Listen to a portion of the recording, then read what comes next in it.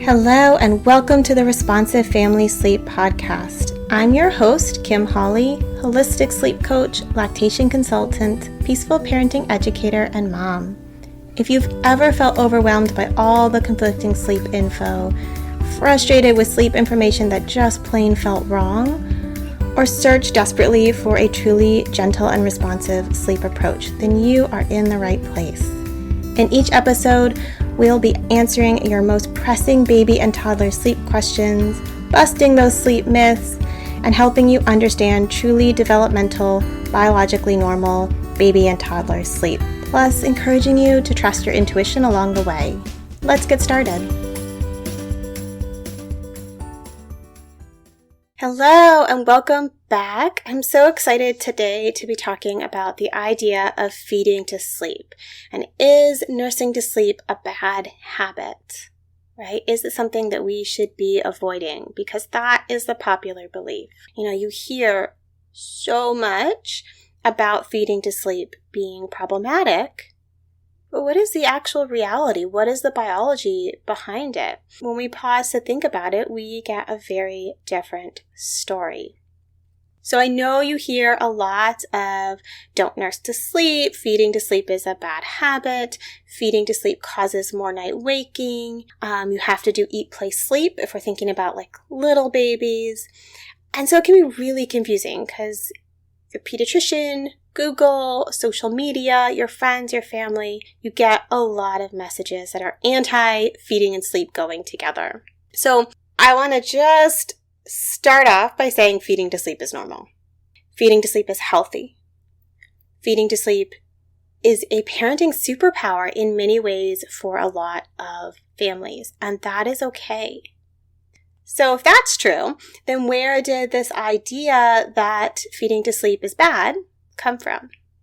Well, we can take a little trip down throughout history and see where people started talking about feeding to sleep being a problem or leading to worse sleep or causing sleep issues. And we see it in the late 1800s in Dr. Luther Emmett Holt's book, The Care of Feeding and Children. And this was a really popular book at the time. He is one of the early pediatricians, and his book talks about feeding and sleep being problematic, and that night feeds are the cause of night wakings. And then we see a lot of these sentiments echoed in Ferber's work nearly 100 years later, right, in the 1980s, and he talks about breaking that feeding and sleep connection. So these are both two pediatricians about 100 years apart, and you might be thinking, why are they saying this is true when, I'm here telling you feeding to sleep is normal and healthy? Well, they made it up, right? They didn't actually have any evidence. This is their beliefs, and it's their beliefs packaged as fact because they have cultural authority, right? These are two white male physicians. They have a lot of cultural authority, and they wrote about what they believed about sleep. These aren't beliefs based on evidence. They aren't based on child development. They aren't based on sleep science. They aren't based on a knowledge of lactation or infant feeding. There really were just beliefs that these doctors wrote about that became very popular, woven into our understanding of feeding and sleep. And, they're still here today, shaping our understanding of feeding and sleep. So I think when we unpack that history a bit, right, that we can trace the idea that feeding and sleep should not go together. When we trace that throughout history and realize, man, this came from a time where we didn't have a lot of scientific research or understanding of child development, and came originally from someone who didn't actually have a lot of experience in these areas. He was just making stuff up. It's a little easier to let go of, right? And then we can shift gears and think about, well, okay, what is the relationship between feeding and sleep? Because they are actually really interconnected. Breastfeeding and sleep, nursing and sleep are an integrated system. So much so that Dr. James McKenna coined the term breast sleeping to talk about how interrelated feeding and sleep are, especially when a parent and baby are sleeping near each other, when they're sharing sleep. If you don't know Dr. James McKenna's work, you should. He is a leading researcher on maternal infant sleep and a truly awesome human. And I know his work sort of saved me when I was a new parent with my oldest, and we were really struggling around sleep. And his work on bed sharing and shared sleep really sort of changed my sleep trajectory when it came to how we were managing sleep in our family. So we really need to think about feeding and sleep as this integrated system, that babies feed a lot, they sleep a lot, and those are going to interconnect. But also when they do interconnect, when we are sleeping near each other, we synchronize. Parent and baby synchronize. We synchronize our sleep states, our physiology, those wake, feed, sleep, patterns. They all interconnect and play off each other as a system, not just two individuals. And so when we say things like feeding to sleep is bad or night feeds are problematic, we're really going against our most basic biology, especially when we're talking about babies and our really younger toddlers. So feeding to sleep, nursing at night, these are healthy, normal behaviors. Let's go through some facts that might help you feel a bit more confident about it. Feeding to sleep is often the most efficient way to get a baby or young toddler to sleep. And if you think about it, this makes sense, right? It's relaxing, it works, they're snuggled up right next to you, so they're getting the experience of sucking, they're getting the closeness, they're getting the touch, and this whole multi-sensory experience right by your heart. Of course, that makes sense. That feels like you can understand how that would feel really lovely and safe and secure to a baby and really allowing them to relax into sleep.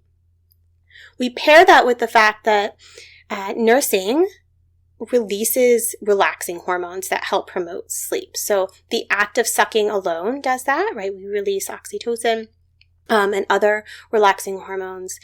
Nursing itself, nighttime human milk has sleep-inducing, sleep-supporting hormones in it from the parent, right? They're getting your circadian rhythm through your milk. And so the relaxation, the sucking, the hormones, the closeness, the connection, it really helps bring on sleep, and it can help you fall back asleep as a parent. I actually was having a conversation with my husband about this the other day, right? When my kids are waking me regularly at night, I was tired, don't get me wrong, but I was able to go back to sleep a lot more quickly.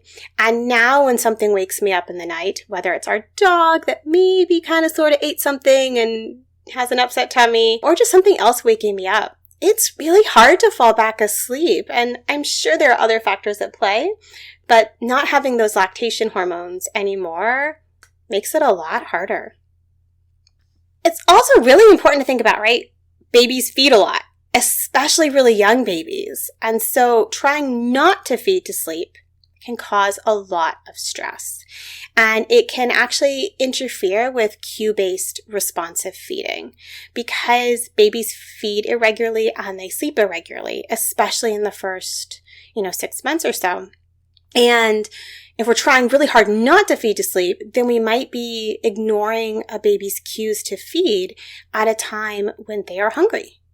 Because babies don't just feed in magical, nice, clear intervals, just like they don't sleep in magical, nice, clear intervals. And so when we're thinking about the pressure to not feed to sleep and to do things like eat, play, sleep, we're actually getting in the way of feeding our baby based on their cues. And so it can really cause a lot of struggles and a lot of stress that's really unnecessary.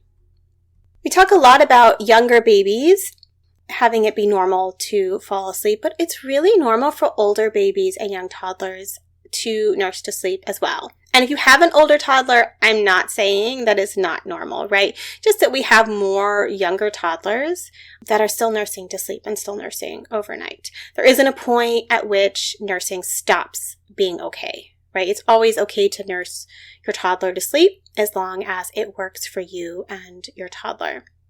But most older babies are feeding overnight still. And most nursing toddlers, especially if you're bed sharing, are feeding, overnight still. And so we have this lovely tool and it works, right? It's relaxing. They are still needing those feeds. And it's natural to allow those to go together if it's working, right? So feeding to sleep is often the fastest and easiest way to get your younger baby, your older baby, and your toddler to sleep. And so if we stop that, a lot of times we have to come up with other tools. I think it's also really important to point out that feeding to sleep does not mean that other people can't support your baby or toddler to sleep. Babies are pretty adaptable, and as long as we make something a part of their regular routine, they'll be able to adjust for the most part. And so you can feed to sleep, and your partner, your co-parent, they can do something else to support sleep. And their childcare provider or their grandparent can do something else to support sleep. So it's not an all or nothing thing. It doesn't have to limit the different ways that people can support your little one to sleep. I think it should go without saying, but it probably doesn't go without saying that just because you nurse your baby to sleep doesn't mean they'll be nursing to sleep forever, right? Like, I promise they will not be nursing to sleep when they go to college. But in all seriousness, there's always a time to change things. So you can nurse to sleep as long as it's working for both you and your baby. And if it stops working for one of you, then you can change it. We're not locked in, forever just because you're nursing to sleep at X age. Even if you don't intentionally change nursing to sleep, right? Even if you just let it play out organically, eventually your baby will stop nursing to sleep on their own. That's going to happen. So it's not something you have to change, but it's something that you can change. And it's definitely something that will change based on your little one's needs over time. I also want to wrap up these many reasons why feeding to sleep is normal and wonderful with acknowledging that those sleepy feeds can be such wonderful times. Having your little one snuggled up against you, feeding them in the dark, just the two of you, that can be really hard and it can be really exhausting, but it also can be really beautiful and moments that you treasure. And you don't have to feel that way about it, of course, but I do think that we sometimes overlook the emotional connection and the love and the special moments that come with these feeds to sleep and these nighttime feeds between parent and baby. I mean, I love nursing my kids to sleep. It worked. It was fast. It was lovely. It was snuggly. It was something that only I could do, which felt really nice. There were things that we had for only my husband to do. He definitely had his parenting things that he took the lead on. But being able to have those sleepy nursing snuggles with them was really, really lovely. And they're big kids now. I kind of miss those days, even as I also don't miss those days. But they can be really, really lovely moments. So, what is our takeaway here, right? Our takeaway is that feeding to sleep is healthy. It's normal. It's how nature was really designed to have sleep and feeding interconnected. Of course, like anything, it's not going to work for all babies. There's going to be times where you don't enjoy doing it. There's going to be times where you might want to make a change. There's going to be times when your baby moves on, right? And it's no longer settling them to sleep, and you might have to catch up and come up with some new tools.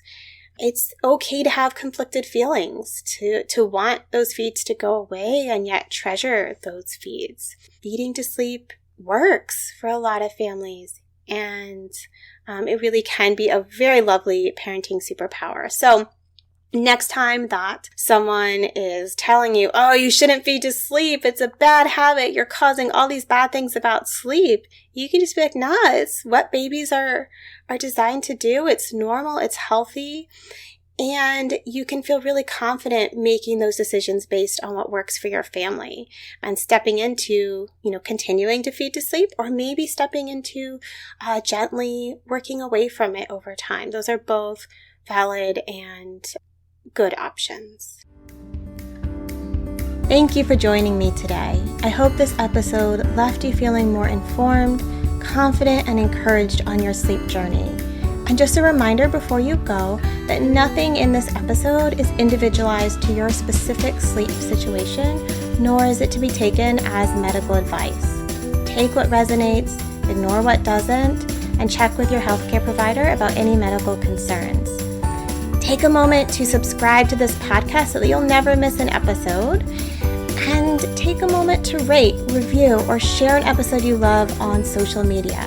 All of that helps parents just like you find me, this podcast, and this gentle and responsive sleep information. I'll see you next time.